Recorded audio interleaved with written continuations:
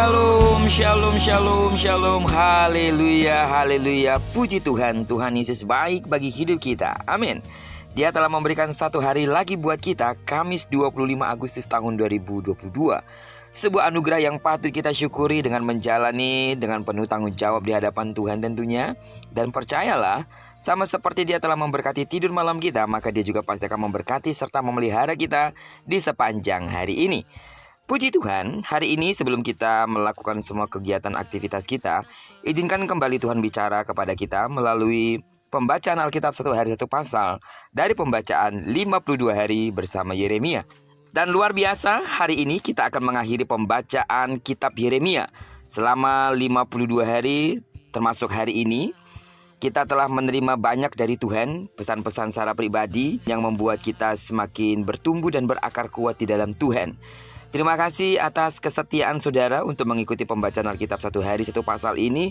Sekali lagi saya yakin bahwa saudara semua diberkati sepanjang pembacaan Yeremia selama 52 hari yang kita akan lewati persis hari ini. Pembacaan Alkitab satu hari satu pasal ini tidak berhenti pada kitab Yeremia. Kita akan terus melanjutkan pembacaan ini karena saya begitu yakin saudara semakin didewasakan di dalam Tuhan.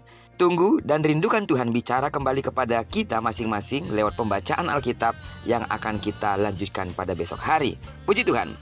Baiklah, kita akan membaca pasal terakhir dari kitab Yeremia, yaitu pasal yang ke-52 ayat pertama sampai dengan ayat yang ke-34.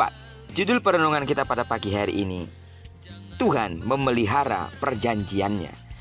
Sebagai pengantar renungan ini saya akan coba bacakan ayatnya yang ke-31 dengan judul perikop Yoyakin dikasihani. Kemudian dalam tahun ke-37 sesudah Yoyakin, Raja Yehuda dibuang dalam bulan yang ke-12, pada tanggal 25 bulan itu maka Ewil Moredak, Raja Babel, dalam tahun ia menjadi raja menunjukkan belas kasihannya kepada Yoyakin, Raja Yehuda dengan melepaskannya dari penjara.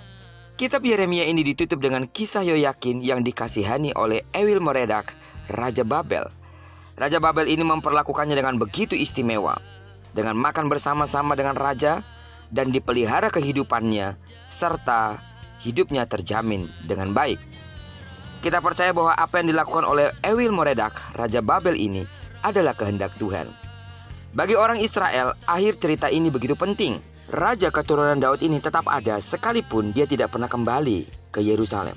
Kisah dalam pasal penutup kitab Yeremia ini begitu penting karena di sini kita mendapati bagaimana penyertaan Allah atas kerajaan Daud terus berlangsung. Hal ini menjadi sumber pengharapan juga bagi umat Allah untuk memandang ke depan. Bagi kita saat ini, Kristus yang adalah anak Daud merupakan sumber pengharapan bagi manusia berdosa. Hal lain yang merupakan penutup kitab Yeremia berkaitan dengan nubuatan yang disampaikan oleh Nabi Yeremia. Kisah nubuatan yang disampaikan oleh Yeremia tentang penghukuman Tuhan kepada umatnya telah benar-benar terjadi. Oleh karena itu mulai saat itu nubuatan Yeremia tentang berkat masa depan menuju kepada penggenapan. Keadaan yang sulit sama sekali bukanlah tanda bahwa Allah tidak hadir dan memelihara.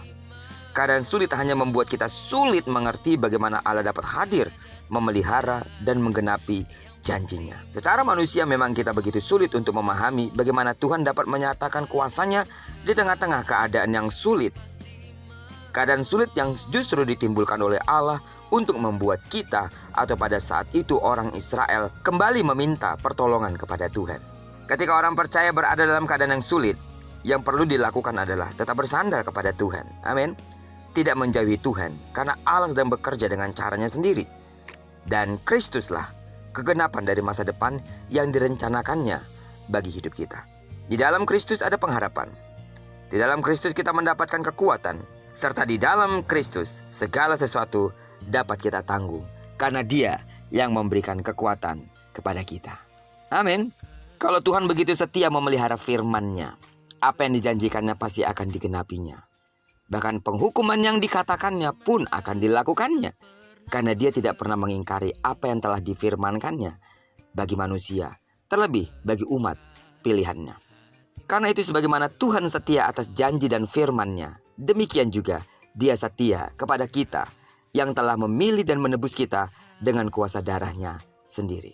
Bersandarlah sepenuhnya kepada Tuhan, karena Dia adalah sumber segala pertolongan bagi hidup kita.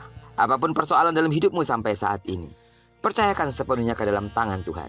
Mintakan kekuatan kepada Tuhan untuk dapat menjalani hari-hari itu. Mintakanlah pula kepada Tuhan Kiranya Tuhan memberikan kita iman yang semakin kuat menanggung segala sesuatu. Sampai pada akhirnya Tuhan mengatakan kepada kita, "Sabaslah engkau hai hambaku yang baik dan setia, masuklah dalam kekekalan yang telah kusediakan bagimu." Kiranya itu menjadi sebuah seruan yang akan diperdengarkan Tuhan di telinga kita saat Tuhan datang kali kedua menjemput kita dalam kemuliaannya. Terpujilah nama Tuhan. Diberkatilah kita sepanjang hari ini. Digenapi firman yang telah berjanji bahwa apa yang dikerjakan tangan kanan dan tangan kiri kita dibuatnya berhasil.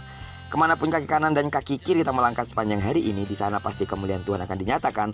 Doaku bagi seluruh sidang jemaat Tuhan, kasih karunia Allah memenuhi hidupmu sepanjang hari ini. Bagi sidang jemaat Tuhan yang sakit secara fisik, dengarkanlah di dalam nama Yesus, sembuhlah sesuai dengan takaran imanmu. Diberkatilah kita bersama dengan orang-orang yang kita kasihi, serta bersama dengan orang-orang yang kita cintai dimanapun mereka berada. Terpujilah nama Tuhan. Shalom.